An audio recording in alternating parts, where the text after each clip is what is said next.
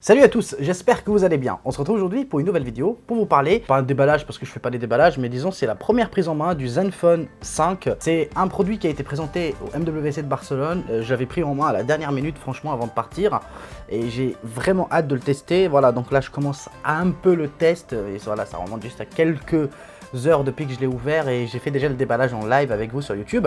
Le but aujourd'hui c'est pas de vous dire est-ce qu'il est bien ou pas, ça on va le garder pour le test. On va déjà faire le tour des specs techniques et donner plutôt un avis disons sur l'expérience utilisateur après quelques jours d'utilisation. Ça on y reviendra bien sûr après quelques jours. Alors bien sûr on va faire le tour des specs techniques parce que c'est ce qui nous intéresse dans cette vidéo. Le prix bien sûr, sachez que ce produit a été présenté à Barcelone pour le prix de 500 €. Aujourd'hui on le trouve sur Amazon à 400 €.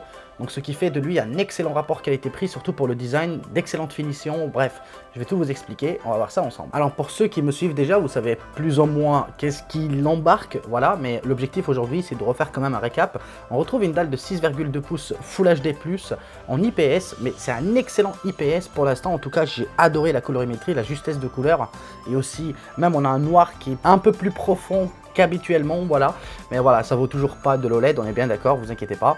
On retrouve bien sûr double appareil photo à l'arrière, 12 mégapixels et second de 8 millions de pixels. Vous pouvez faire aussi le mode portrait, vous avez un grand angle. Donc personnellement j'aime beaucoup cette approche parce qu'on l'a vu aussi sur le dernier LG G7 qui propose aussi la même chose, je trouve ça très intéressant. À l'avant on a un capteur de 8 millions de pixels, pareil, qui propose aussi le bokeh, donc j'ai testé et je vous montrerai ça tout à l'heure. C'est juste un mini test, on est bien d'accord.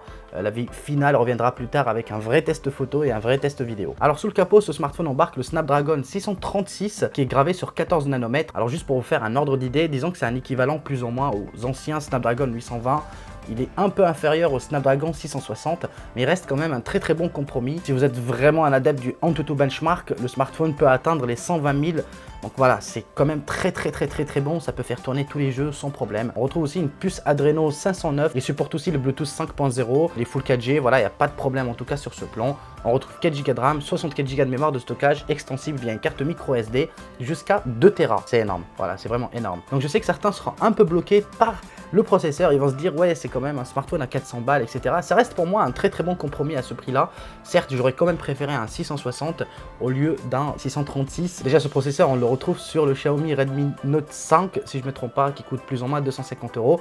Après, c'est pas exactement les mêmes finitions. Là, on est vraiment sur du top. Ça peut être même un haut de gamme. Vous pouvez même l'acheter, vous la pétez avec, il n'y a pas de souci parce que c'est le milieu de gamme avec vraiment de la gueule d'un haut de gamme. Je ne vais pas dire bien sûr les performances d'un haut de gamme, mais je pense que personnellement, au-delà du Snapdragon 820, on n'avait pas forcément autant besoin d'aller, en tout cas pour une utilisation quotidienne avec quelques jeux vidéo, voilà. Tout simplement, ça suffit amplement. Le smartphone, il tourne super bien. C'est pas un test, bien sûr, encore une fois, mais je parle du Xiaomi. Donc encore une fois, je sais que le processeur est très bon, vu que je l'ai déjà testé sur l'autre smartphone. Et sur celui-là, je pense qu'il va largement faire l'affaire. Donc bien sûr, en plus de ça, on retrouve une batterie de 3300 mAh. C'est quelque chose qui me fait un peu peur parce que je me dis, pour un écran IPS en plus de 6,2 pouces, j'ai peur quand même que la batterie tient pas le coup. Donc je vous dis ça bien sûr dans quelques jours. Bon, on va revenir plus ou moins dans le design. Vous le savez normalement, ce smartphone embarque l'encoche. Et si vous vous rappelez, à Barcelone, ils se sont comparés aux fruits, bon, parlant d'Apple, voilà. Et j'ai trouvé ça vraiment très intéressant de leur part de oser se comparer à Apple. Ils ont même dit que l'encoche chez eux était beaucoup plus petit que celui d'Apple.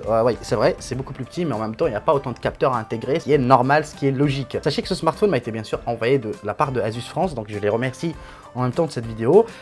Bien sûr, vous aurez le test très bientôt. Vous allez voir plus ou moins quelques plans pour vous montrer les détails du smartphone au plus proche. Ça reste un smartphone pour moi très intéressant et qui va vraiment faire très mal cette année sur le marché, sachant déjà qu'il a été présenté à 500, qu'on peut le trouver déjà à 400. C'est-à-dire que voilà, on peut le trouver vraiment à un prix très attractif. Je pense que même d'ici quelques mois, vous pouvez l'avoir à 300 balles. Et ça vaut vraiment le coup, franchement. Ce n'est qu'une prise en main, mais voilà, ça respire la solidité. On voit vraiment que Asus a vraiment mis le temps sur les finitions, sur la qualité de fabrication. Et je pense qu'on va vraiment être surpris par ce smartphone. Il y a quand même un truc que je voulais mentionner. En faisant la configuration du smartphone, vous avez la possibilité de choisir entre le Face ID, entre guillemets, le Face Unlock, pardon, et aussi le lecteur d'empreintes digitales. Et j'ai constaté que les deux marchent super bien. Surtout le Fast Unlock, il est vraiment super ultra badass de chez Badass de Rapide. C'est-à-dire qu'il marche sur les côtés, il marche de bas, de haut, voilà. Donc pour moi, c'est un très bon truc. Après, à voir en très bonnes conditions, très lumineuses, etc. Et même en basse lumière. Je vous teste ça, bien sûr, vous inquiétez pas. Mais pour l'instant, ça a l'air vraiment très bon. Et en plus de ça, comme vous avez le lecteur d'empreintes digitales, quand le Fast Unlock ne marche pas, bah à ce moment-là, vous avez juste à basculer sur le lecteur d'empreintes digitales. Donc bref, je pense qu'on a fait le tour de ce produit. Voilà, je vais pas vous donner plus de détails que ça. Le smartphone tourne sur Android 8 Oreo. Donc voilà, le smartphone il est à jour. On a une superbe surcouche. En tout cas, pour l'instant, je trouve qu'elle est très épurée, très simple. Voilà, elle est surtout très simple. Il n'y a pas beaucoup de choses préinstallées. Donc vous retrouverez Facebook, Messenger et Instagram qui sont directement installés. Je pense que sûrement c'est un partenariat. Vous avez aussi le gestionnaire de mobile. Bon, je pense que ça, ils n'étaient pas forcément obligés d'installer d'avance. Mais bref, ça ne gêne pas autant que ça. Et vous n'êtes pas obligé de l'utiliser pour autant, voilà. Donc voilà, on va voir cette belle surprise, en tout cas s'il fait vraiment l'affaire ou pas. Pour l'instant, j'adore le design, j'adore la prise en main, j'adore surtout l'effet de l'arrière. Je trouve que ça fait vraiment un joli effet sur le soleil, voilà. Donc l'écran est super lumineux. Par contre, on ne peut pas regarder des vidéos en full screen. Ça, j'ai pas compris pourquoi. Sur YouTube, par exemple, si on essaye d'étirer l'image, bah ça s'étire pas. Voilà, je vais essayer de voir pendant le test si j'arrive à le faire ou pas. J'essaierai aussi de voir si on peut cacher l'encoche. Je sais pas si on peut le faire ou pas, parce que sur les LG on peut, sur le Huawei on peut. J'ai cru entendre qu'on pouvait le faire sur ce Asus, je ne sais pas, à confirmer. Bref les amis, voilà, c'est la fin de cette vidéo. De toute façon, comme je vous l'ai dit depuis le début de cette vidéo, le but c'était surtout de vous donner un préavis, voilà, une pré-idée, je sais pas si ça se dit, si c'est du français ou pas, mais voilà, vous avez compris le principe.